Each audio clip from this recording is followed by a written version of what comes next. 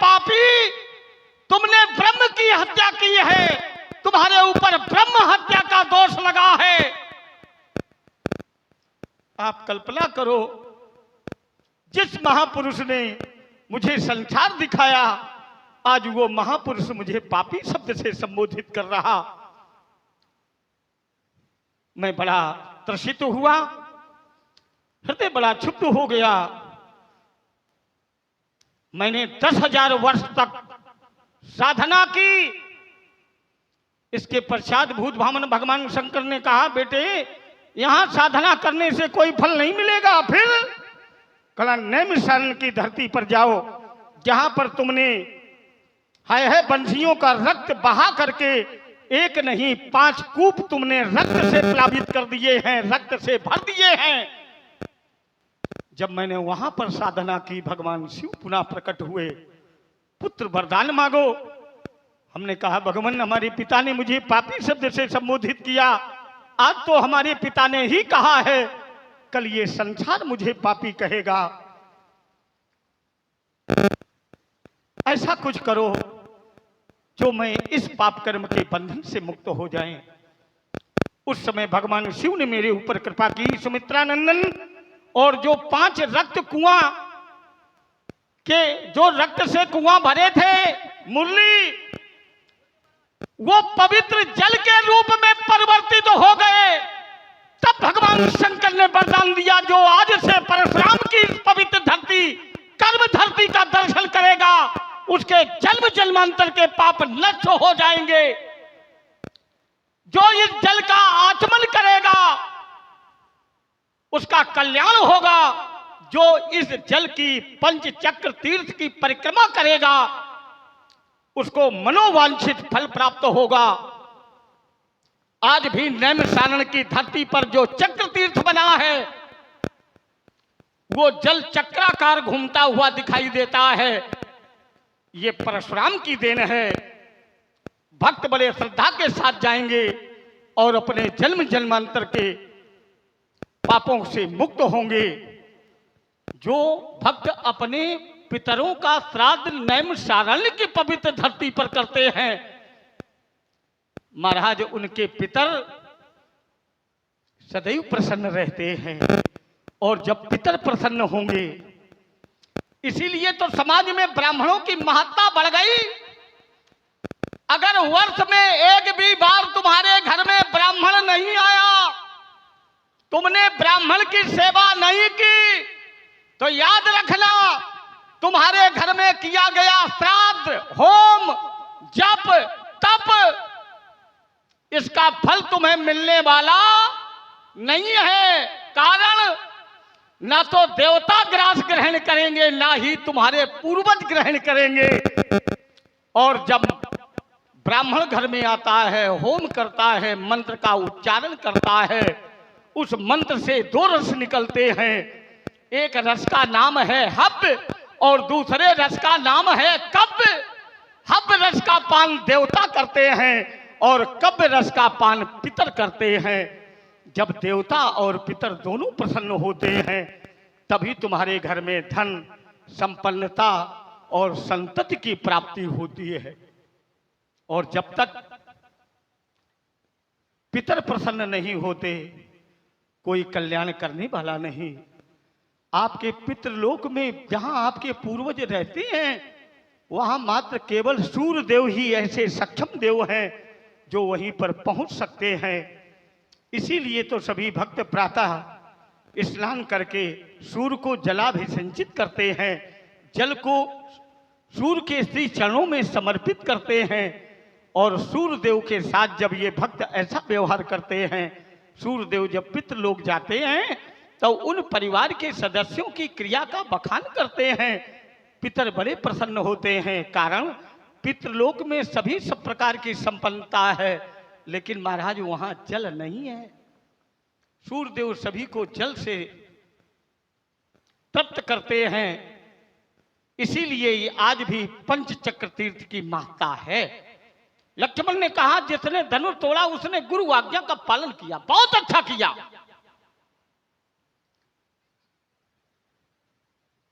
बहुत अच्छा किया, मैं हाथ उठा के कह रहा हूं।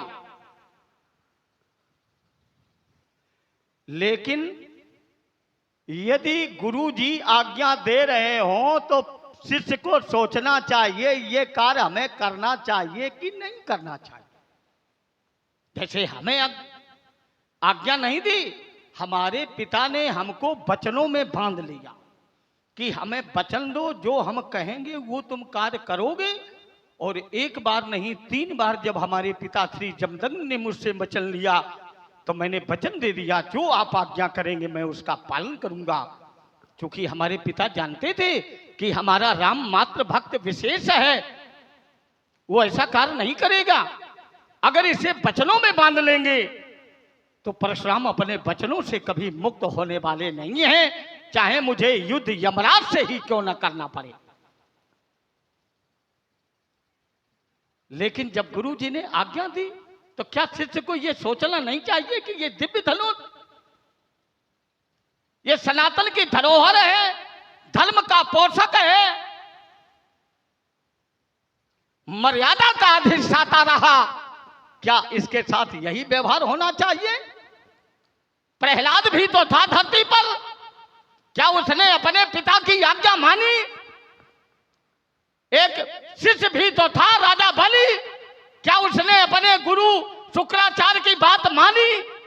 एक ध्रुव भी था, क्या उसने अपने पिता उत्तानपाद की बात मानी?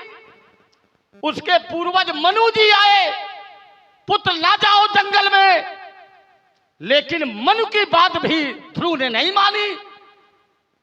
परिणाम क्या हुआ? ध्रुव को भी परमात्मा के दर्शन हुए, प्रहलाद को भी परमात्मा के दर्शन हुए और राजा बलि को भी परमात्मा के दर्शन हुए।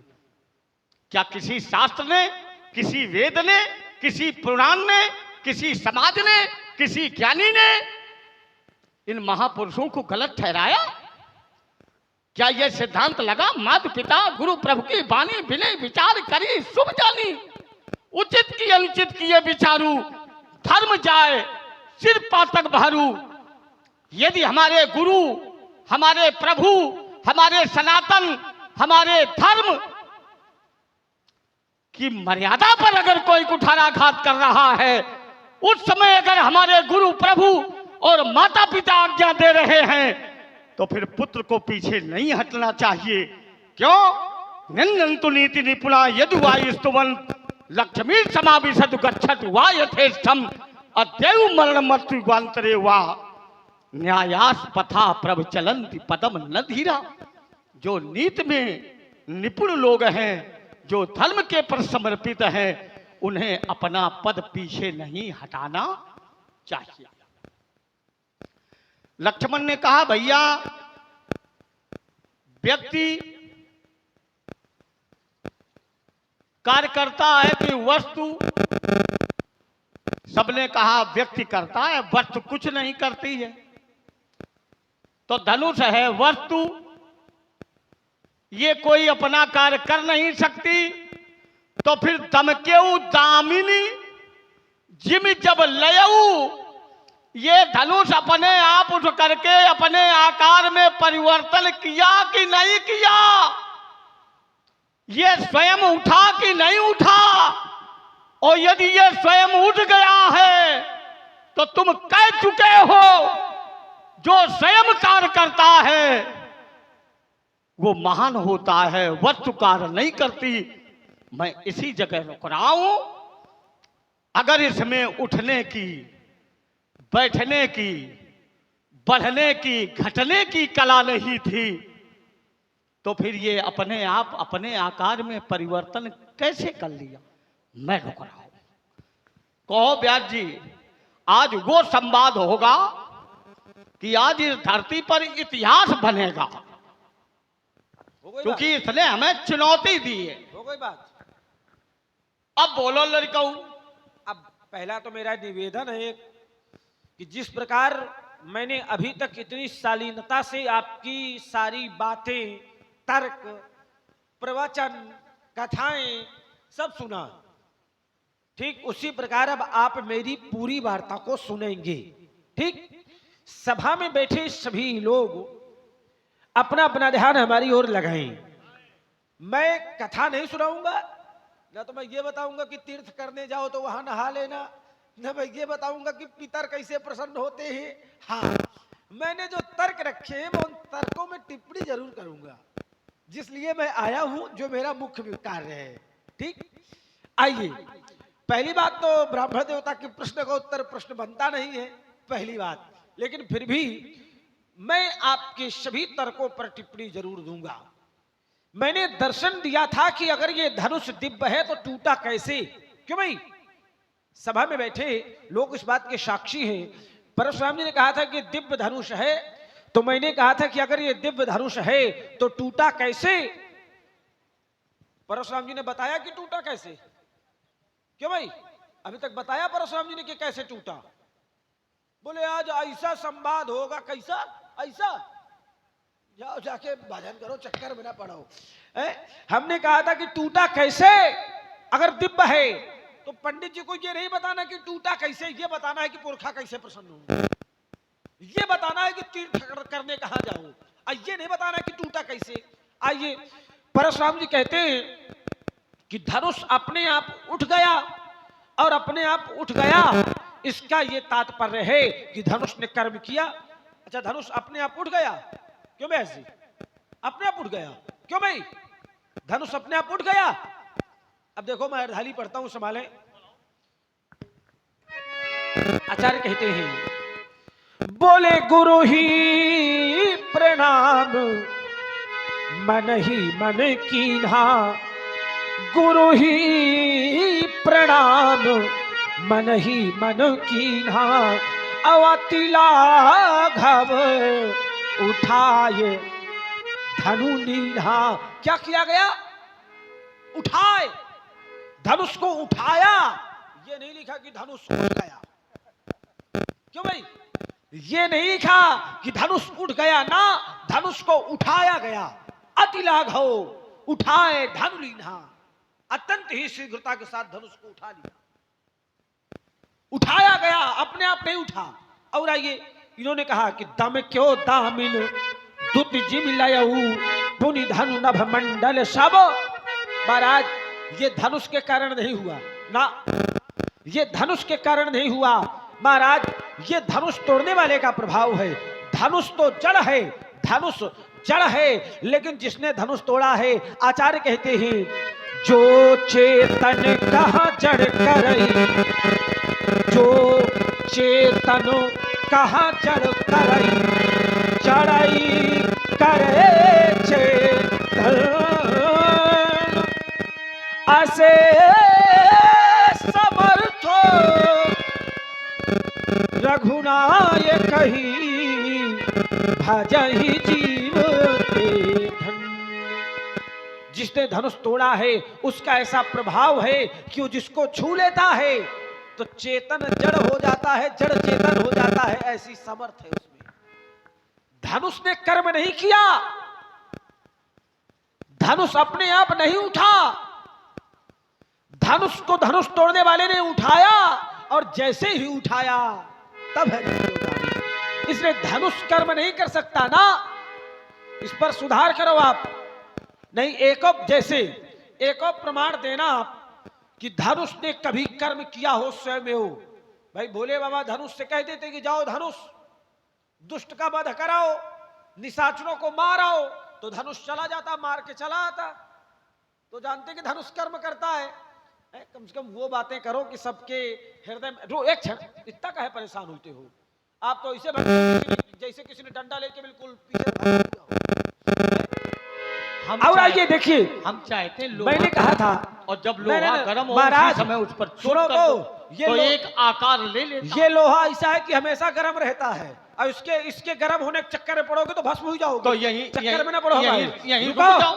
मैंने कहा था कि जो कार्य माता पिता प्रभु और गुरु के आदेश से किए जाते हैं उन कार्यों में कोई दोष नहीं होता। तो परशुराम जी कहते हैं कि प्रहलाद ने पिता की बात नहीं मानी, ध्रुव ने पिता की बात नहीं मानी। एक शिष्य थे, अभी देखते जाओ का निकलता है, वो तो बहुत देर से देख रहे हैं कि एक तरफ बिल्कुल साफ है। देखो उतना बोलो जितने में काम चले नहीं। शिष्य हैं, बोले बलि उसने अपने गुरु की बात नहीं मानी। अच्छा, इन्होंने 3 उदाहरण दिए, इन तीनों ने बात क्यों नहीं मानी? गुरु अगर कहे कि सामने परमात्मा हो, आप परमात्मा के दर्शन करने जा रहे हो, परमात्मा को प्राप्त करने जा रहे हो, और आपके गुरु जी कहें कि परमात्मा है लेकिन दर्शन ना करो, तो गुरु को छोड़ देना चाहिए, परमात्मा को पकड़ लेना चाहिए। संसार के पिता अगर कहें कि उस परम पिता के समीप ना जाओ, तो संसार के पिता को छोड़ दो लेकिन परम पिता के समीप चले जाओ। यहां बात ना मानी जाए, लेकिन और देखिए, मेरा तर्क बात मानने या ना मानने में नहीं था, ध्यान दीजिए, यही महीन बात है महाराज। बातें तो वही है, सब अधिकतर मिल जाएंगी सुनने को, लेकिन उन बातों में नया जो होता है तो नया इस राजकुमार के द्वारा प्रस्तुत किया जाता है। महाराज, मेरी बात मानने न मानने की नहीं है, मेरी बात यह है कि इनके आदेश से जो कार्य किए जाते हैं इन पर कोई दोष नहीं होता। आचार्य कहते हैं, परशुराम पितु आज्ञा राखी, अब मारी मातु लोक सब, बोले तनये ययाति यौवन दयौ, लेकिन पितु आज्ञा अघ अजस न भयौ। पिता की आज्ञा से कोई पाप नहीं हुआ। जो कार्य माता पिता प्रभु और गुरु के आदेश से किए जाते हैं उन कार्यों में कोई दोष नहीं लगता। मैंने ब्रह्मवाणी का भी आपको प्रमाण दिया है, ठीक? इसलिए मैंने कहा था कि आप दोष क्यों देख रहे हैं? तो महाराज महाराज इधर उधर भगने से अच्छा है कि बढ़िया सीधे सीधे उत्तर लाते जाओ तो ज्यादा आनंद आएगा। जैसे ये दिव्य था तो टूटा कैसे, और जब दोष नहीं देखा जाता है तो फिर दोष क्यों? प्रवचन ना सुना दूं तुमको, भोले बाबा की सौगंध है, सीधे टिप्पणी देना। इसने कहा ये वो लोहा है गरम जो तुम्हें भस्म कर देगा। हम परशुराम को भस्म करने की कोई अग्नि बनी है आज तक? परशुराम को भस्म करने की कोई अग्नि अभी तक बनी है? बोलो। लक्ष्मण ने कहा, उसने धनुष को देखो उठाया, और सबने कहा कि हाथ तोड़ने वाले ने उठा लिया। अच्छा, धनुष को उठाना यह प्रयास है कि नहीं है? क्यों मुल्ली? यह प्रयास है। भंजऊ चाप प्रयास बिनु,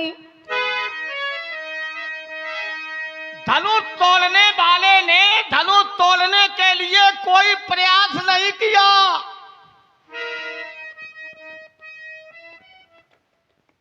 अगर किया हो तो बताओ।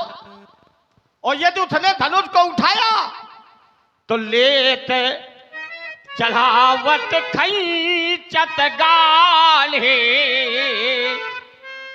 धनुष तोड़ने वाले ने धनुष को उठाया, प्रतंचा को बांधा, मौरवी को खींचा। काऊ न लखा, काऊ न लखा। काऊ माने किसी ने, ना माने नहीं, लखा माने देखा। कहो ब्यास जी, तो जब उसको धनुष को उठाते समय किसी ने नहीं देखा, प्रतंचा को बांधते समय किसी ने नहीं देखा, तो फिर टूटा कैसे टूटा? अब लक्ष्मण ने कहा उसने अरु गुरु की आज्ञा का पालन किया, फिर उसकी प्रभुता बताई। क्या? जो जड़ को चेतन करे और जड़ ही करे चेतन अस समर्थ है। तो ये सामर्थ्य तो महाराज केवल सर्वेश्वर में है, विश्वेश्वर में है, परमात्मा में है। मूकम करोति वाचालम पंगुम लंघयते गिरिम यति कृपा तमहम वंदे परमानंद माधवम। ये तो परमानंद की सामर्थ्य है। राजा लोग चले, अब देखो वो वही है जो जल को चेतन करे। राजा लोग चले, धनुष नहीं टूटा। जानते हो क्यों? ने प्रभुज बल विदु शिव धनु राहु। राजा लोग जब धनुष तोड़ने के लिए आए तो उन्होंने हाथ को आगे किया। तो हम नहीं कह रहे हैं, ज्ञानियों ने लिखा निप भुज बल विदुषिव धनु राहु। राजाओं की भुजाओं का जो बल है वो चंद्रमा का बल, और धनुष ये राहु। तो ज्योतिष कहता है जब राहु की दृष्टि चंद्रमा पर पड़ती है तो चंद्रमा का बल समाप्त हो जाता। राजाओं ने हाथ आगे किया, बल को खींच लिया धनुष ने, धनुष नहीं टूटा। लेकिन जिसने धनुष तोड़ा है उडगन महुरूर। इस समाज में नक्षत्र रूपी राजाओं के मध्य में महाराज जिसने धनुष तोड़ा है वो चंद्रमा की तरह शोभा को पा रहा, वो तो पूर्ण चंद्रमा है। तो जब जो जल को चेतन करे और जल ही करे चेतन, अगर उसमें इतनी सामर्थ्य थी तो फिर उसने धनुष कैसे तोड़ा? उसी से धनुष टूटा है। तो फिर ज्योतिष कहता है उससे धनुष कैसे टूटा? जब राहु की दृष्टि चंद्रमा पर हो, ठीक उसी समय अगर गुरु की दृष्टि चंद्रमा पर पड़ जाए तो राहु का बल समाप्त हो जाता है, चंद्रमा का बल श्रेष्ठ हो जाता है। धनुष तोड़ने वाले के ऊपर गुरु की कृपा है कि नहीं है, गुरु की दया है कि नहीं है, गुरु का समर्पण है या नहीं है। अगर गुरु की सामर्थ्य से उसने धनुष तोड़ा है तो फिर मुरली जो जड़ को चेतन करे, मैं इस सिद्धांत को मानने वाला नहीं हूं। लक्ष्मण ने कहा कि वो क्या अपनी इच्छा से उठा? पहले धनुष उठाया तब प्रकाश निकला, या पहले प्रकाश निकला तब धनुष उठाया गया? धमक्यऊ दामिनी जिमी जब लयऊ, तो धनुष टूटने के पहले प्रकाश हुआ कि बाद में? और यदि बाद में हुआ तो फिर धनुष को छूते समय उसको किसी ने क्यों नहीं देख पाया? मैं फिर यहीं पर रुक रहा हूं। देखे कितना लोहा गर्म है। हो गई बात महाराज आपकी। अब तो कथा नहीं सुनाई व्यास जी? सुन ले आप। अब देखो आपने कितने बढ़िया चालाकी की, कैसा दिमाग लगाते हैं आप कि मात्र आप प्रश्न करना जानते हैं, उत्तर करना आप जानते नहीं। बीच में पहली बात तो नहीं, इस बात को आप समझिए। आप जो भी बोलते हैं मैं उसको विष का घूंट समझकर पीता हूं। अब आप भी समझो, पियो। मैंने दो तर्क आपको दिए थे, आप उन बातों के समीप नहीं जाना चाहते हैं, उनको छूना नहीं चाहते हैं। कारण क्योंकि आप इस बात को जानते हैं कि अगर वहां जाएंगे तो ऐसा फंसेंगे कि प्राण ले लेगा लक्ष्मण। आप इस बात को खूब अच्छे से समझते हैं कि अगर वहां जा रहे हैं तो ये हमारे प्राण ले लेगा।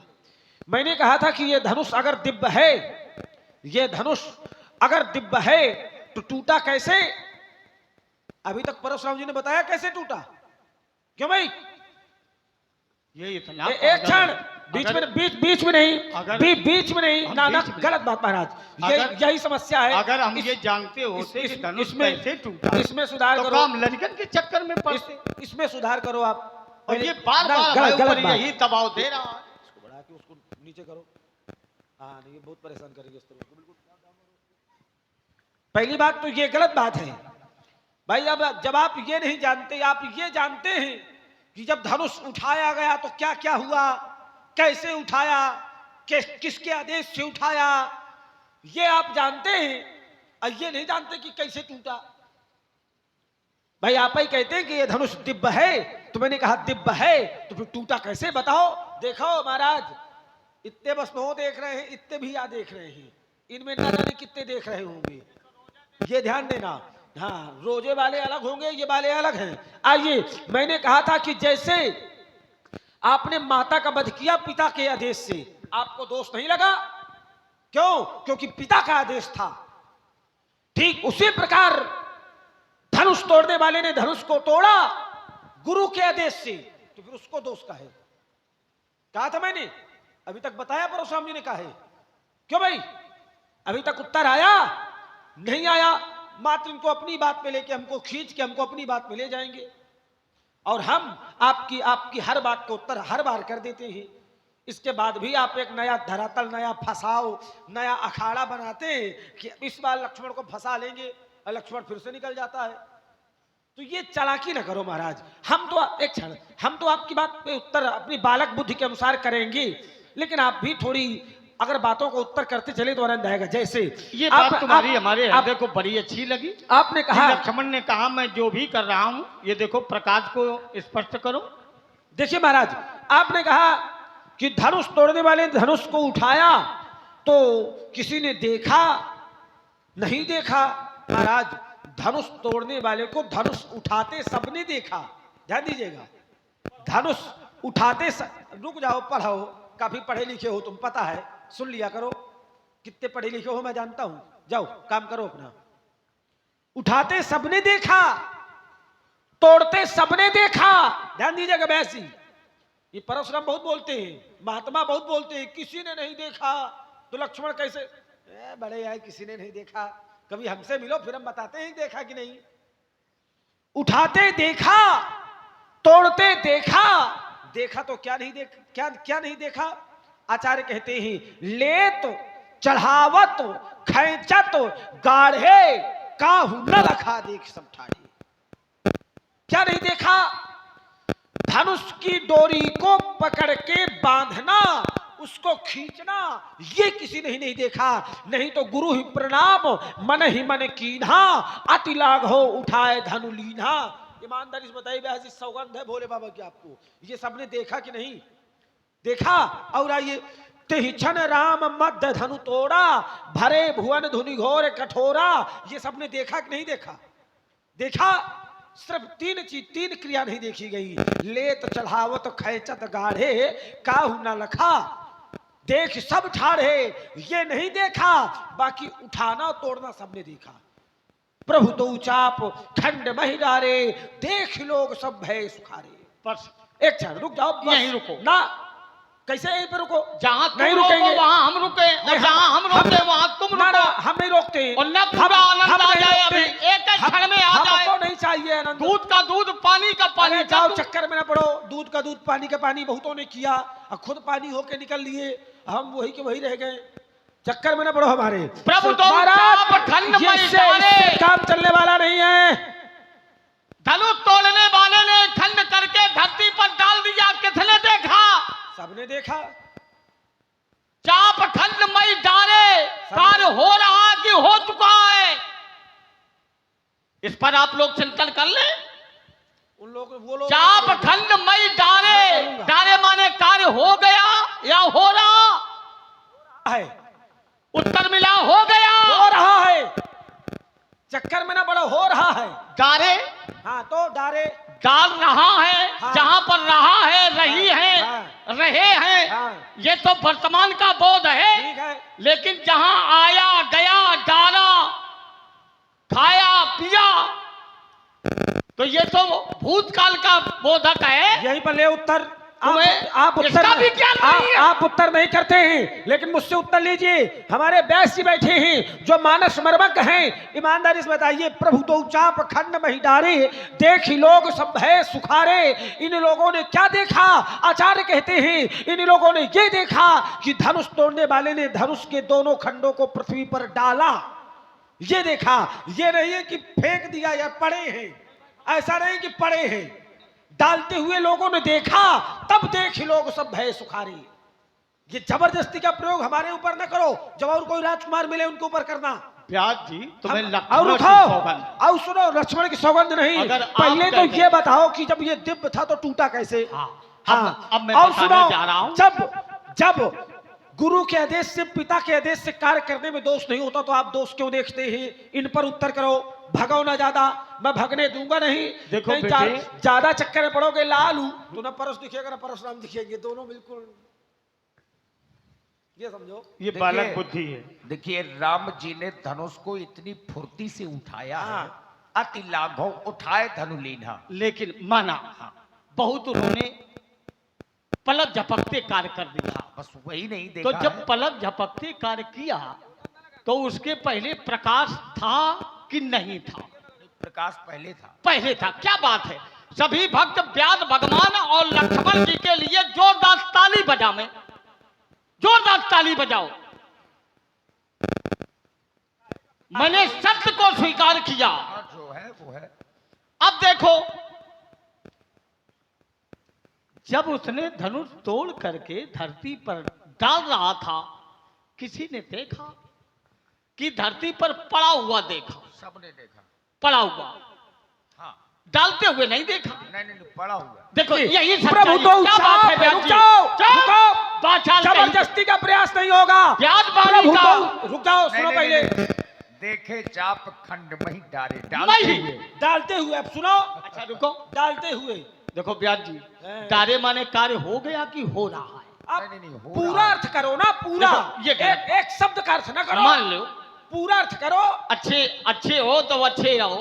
हाँ तो कहा हम बुरे हैं का? तुम तो हैं। फूटी आंखें नहीं देखो आँखें तो। फूट जाए तो भाई हमको मना कब कह रहे हैं? अब देखिए, लक्ष्मण ने कहा तो फिर ये टूटा कैसे? इस संसार में सभी जीव चाहते हैं, सभी प्राणी चाहते हैं हमारा मोक्ष हो जाए। कौन ऐसा भक्त है जो नहीं चाहता हमारा मोक्ष हो जाए? तो महाराज धनुष ने भी विचार किया हमारा मोक्ष हो जाए। जिस समय धनुष तोड़ने वाला आया तो ज्ञानियों ने धनुष तोड़ने वाले के संदर्भ में चिंतन किया। लक्ष्मण ने एक बार नहीं 3 बार मेरे ऊपर बल दिया, आखिर धनुष टूटा कैसे? तोड़ने वाले ने महाराज कोई प्रयास नहीं किया, ये बात बिल्कुल ध्रुव सत्य है। तो धनुष स्वयं उठ गया, स्वयं उठ करके अमुक तीर्थ पाली। धनुष तोड़ने वाले के जो हाथ हैं वो तीर्थ के समान है। तो स्व प्राणम मुमोक्ष धनुष उठ करके उस तीर्थ रूपी हाथों में स्वयं समर्पित होकर के अपने प्राणों को समर्पित कर दिया और मोक्ष को प्राप्त कर लिया। तो जब मैंने ऐसा अपने ज्ञान चक्षु माध्यम से, चिंतन के माध्यम से जाना, तो मैंने विचार किया कि मैं धनुष तोड़ने वाले को ललकार रहा हूं कि सो बिलगाऊ भी है समाजा, वो अभी तक मेरे पास नहीं आया। यही क्रोध का कारण है, यही प्रशोध का कारण है। अब हमारे सामने भी ऊहापोह की स्थिति है कि जब उसका ऐसा प्रारूप है, ऐसा उसका प्रभाव है, तो आखिर फिर वो व्यक्तित्व में